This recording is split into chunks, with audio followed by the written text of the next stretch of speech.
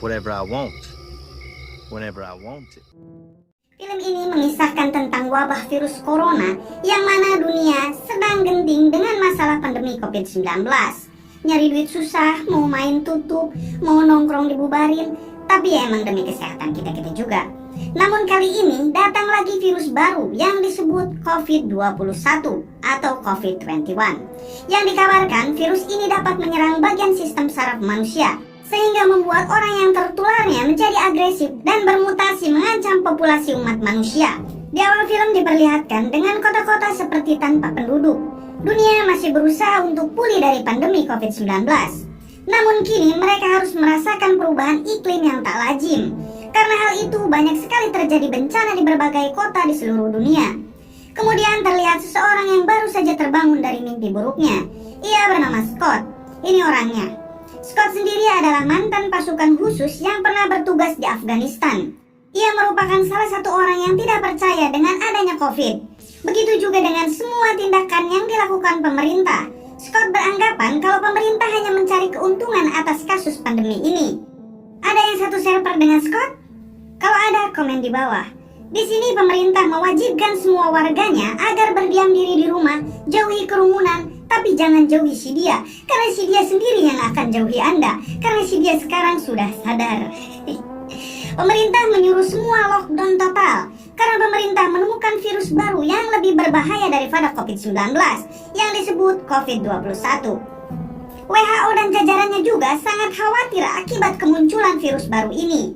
Kembali ke Scott, ketika ia melihat persediaan makanan yang sudah menipis, ia berencana untuk keluar membeli persediaan makanan untuk kebutuhan sehari-harinya.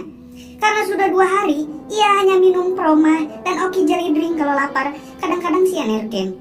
Terlihat suasana kota yang teramat sangat sepi, bagaikan tak berpenghuni. Karena memang masyarakat di sana benar-benar keluar jika sudah sangat mendesak saja dan kehabisan stok makanan di rumahnya.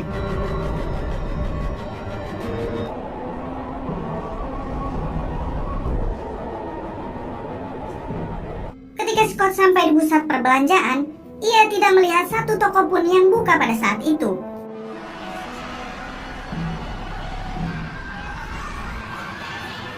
Tiba-tiba, ia melihat segerombolan orang-orang yang seperti sedang ketakutan. Scott melihat penyerangan dari manusia yang sudah berubah seperti zombie. Scott langsung berlari ke arah basement. Namun ternyata di sana juga banyak sekali makhluk mengerikan itu. Di sini Scott terus berusaha menyelamatkan diri dari kawanan zombie itu.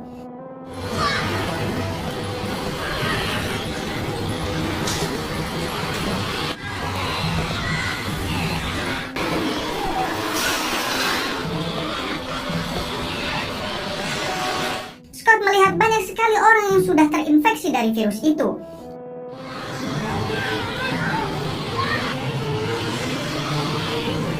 Hingga pada akhirnya Scott berhasil menyelamatkan diri. Adegan berpindah ke sebuah konvoi pasukan militer. Di dalamnya terdapat sekelompok tim delegasi peneliti yang akan dibawa oleh para militer ke sebuah lab. Di tengah perjalanan mereka melihat seorang gadis kecil yang tengah berdiri seperti membutuhkan pertolongan. Para militer diperintahkan sang kapten untuk membawa gadis itu.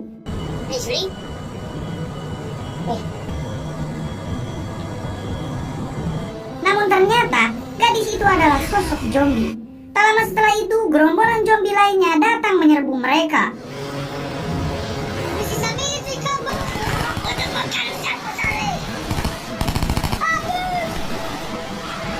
Di sini mereka masih bertanya-tanya apa yang sebenarnya terjadi hingga menyebabkan orang yang digigitnya berubah menjadi zombie.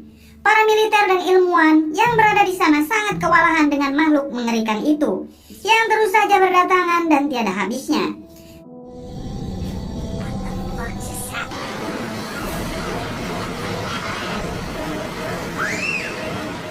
Para militer itu hanya tinggal menyisakan 2 orang, yaitu Kapten Kanung dan satu anak buahnya yang bernama Johnson. Di sini mereka saling berdebat perihal sang kapten yang memerintahkan untuk menyelamatkan gadis itu, yang pada nyatanya gadis itu hanya sebuah perangkap. Kemudian sang kapten melaporkan ke pusat komando perihal misinya yang sudah gagal. Bahkan para peneliti juga sepertinya tidak ada yang selamat. Namun ternyata di sana masih ada satu orang peneliti yang masih aktif dalam radar. Ia bernama Dr. Allison. Dr. Allison sendiri berada 15 km dari tempat Kapten Kanum sekarang. Diketahui Dr. Allison sendiri merupakan salah satu kunci untuk mengatasi virus mematikan ini. Esok harinya Dr. Allison terlihat sedang tertidur di tempat semak belukar di tengah hutan.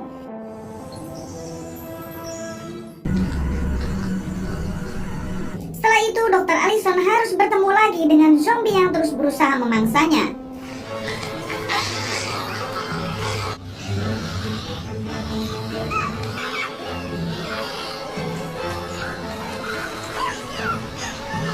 Hingga pada akhirnya Dr. Allison diselamatkan oleh Scott yang kebetulan berada di sana. Mereka berdua memutuskan untuk bersama. Mereka terus berusaha menghindari para zombie yang sudah menguasai area di sana. Esok harinya Kapten Kanum dan anak buahnya berusaha mencari Dr. Allison yang dianggap sebagai kunci agar vaksin dapat segera dibuat.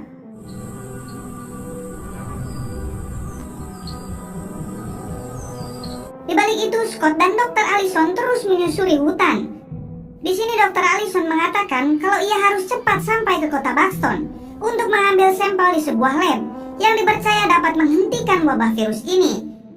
Di mana kasus virus baru ini muncul sekitar 2 bulan yang lalu. Para peneliti menemukan bahwa virus itu adalah virus kuno yang berasal dari mencairnya es di Antartika akibat perubahan iklim yang tak lazim beberapa bulan ini. Virus ini diyakini dapat menyebar melalui cairan tubuh. Selain itu, virus ini juga dapat mengontrol segala sesuatu yang memiliki sistem saraf, sehingga orang-orang yang terinfeksi virus ini akan menjadi agresif seperti zombie.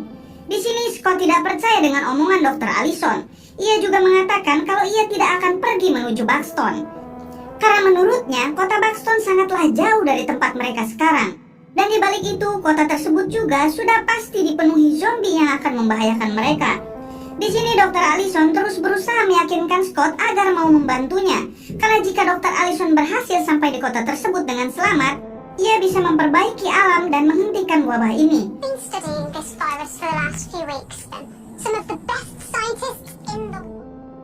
Scott yang dulunya pecinta pramuka dan suka menjelajah hutan, ia merasa kasihan dengan alam yang sedang rusak, serta orang-orang berubah menjadi zombie. Hingga Scott akhirnya mau mengantarkan Dr. Allison. Society that doesn't take care of its own is worried that there are living dead people. You really have no faith. Mereka terus berjalan hingga sampai di kota pertambangan tua. Di sini mereka memutuskan untuk bermalam dan istirahat.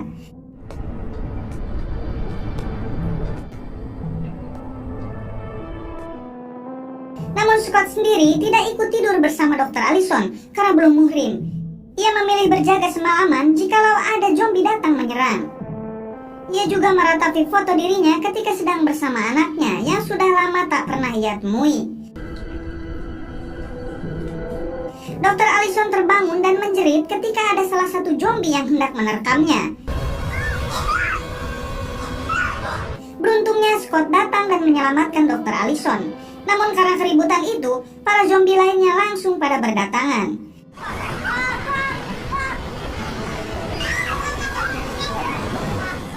Mereka berusaha bersembunyi di sebuah ruangan tertutup. Namun karena hal itu, mereka harus terjebak dengan dikelilingi para zombie. Di sini mereka sangat panik dan kebingungan.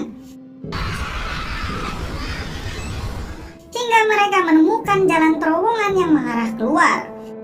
Di dalam terowongan itu, mereka juga menemukan banyak zombie yang berdatangan. Entah dari mana mereka berasal. Di sini Scott hampir saja dimangsa. Beruntung kali ini Allison yang menyelamatkan Scott. Mereka terus berusaha keluar dari terowongan itu.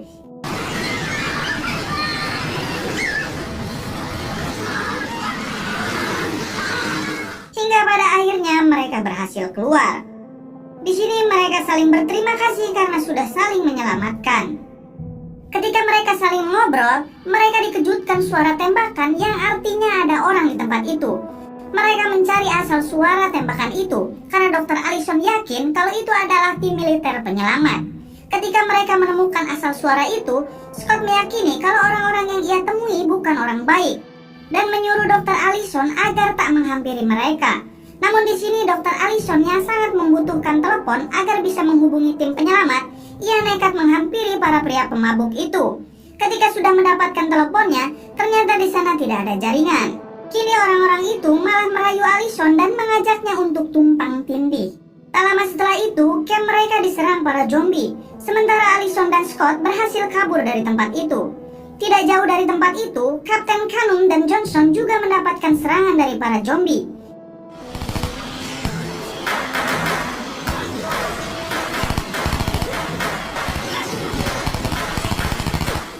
Canum berpikir jika menggunakan senjata hanya terus memancing para zombie lain berdatangan, hingga mereka memutuskan untuk melawan dengan tangan kosong.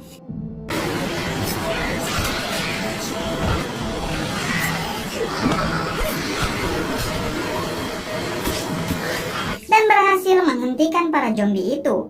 Tak sengaja Johnson bertemu dengan salah satu pemabuk tadi. Johnson yang mengetahui orang itu adalah tentara gadungan, ia langsung menginterogasinya hingga menemukan informasi kalau pria itu bertemu dengan Allison dan Allison akan pergi ke Buxton. Kapten Canum dan Johnson bingung karena kota Buxton sangat jauh dari lab peneliti, yang artinya Dr. Allison mempunyai rencana lain. Esok harinya Dr. Allison dan Scott berbincang sambil terus berjalan hingga mereka melihat dua zombie. Di sini mereka langsung bersembunyi dan tidak melawan, karena mereka sekarang sadar jika melawannya hanya memancing zombie lain berdatangan.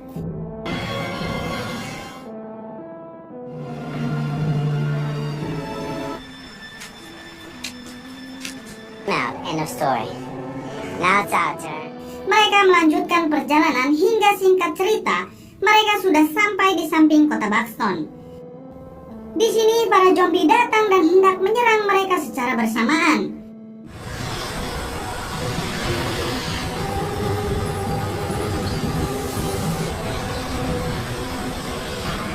Dr. Allison dan Scott berhasil bersembunyi. Allison menunjuk tempat yang harus mereka datangi.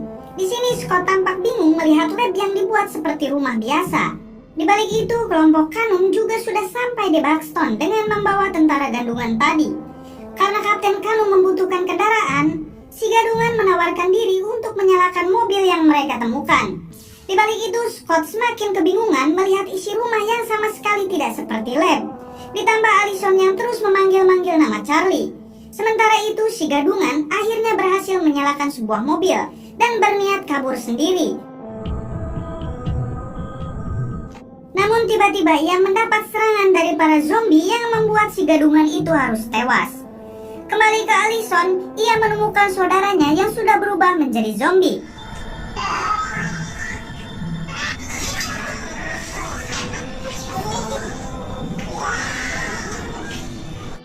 Sepertinya saudara Allison ini sengaja mengurung dirinya sendiri agar tidak bisa menyakiti orang lain. Hingga pada akhirnya, Allison menemukan Charlie, yang ternyata si Charlie ini adalah anaknya sendiri. Ternyata selama ini Scott dibohongi oleh Dr. Allison. Di sini tidak ada lab untuk membuat vaksin.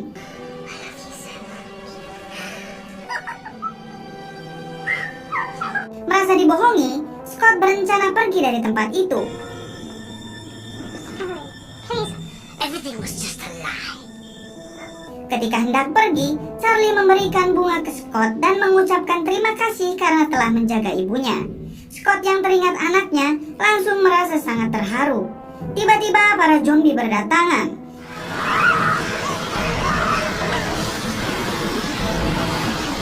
Scott berusaha menembaki para zombie itu. Karena jumlahnya sangat banyak dan Scott kehabisan peluru hingga ia harus tewas di sini. Sementara Allison dan Charlie berusaha kabur hingga bertemu dengan Canum dan Johnson yang datang ke sana karena mendengar suara tembakan. Di sini terjadi pertarungan.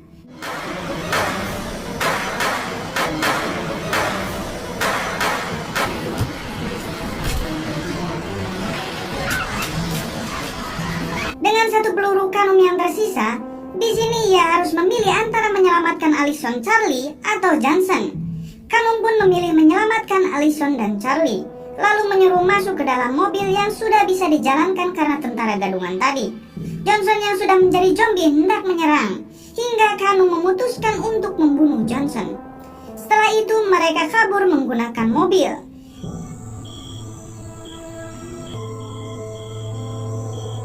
Kanum lalu menghubungi pusat komando dan mengatakan bahwa ia sudah membawa Dr. Allison. Kanum pun diperintah pusat komando agar cepat membawa Dr. Allison ke lab untuk cepat membuat vaksin. Tamat. Bagaimana menurut kalian? Kesal sama Allison? Scott jadi bintang utamanya malah mati. Aduh. Namun apapun bahayanya, apapun masalahnya, kameramen selalu selamat. Di sini tidak diceritakan apakah Dr. Allison berhasil mendapatkan vaksin atau tidak. Walaupun sudah menemukannya, apa yakin mau divaksin?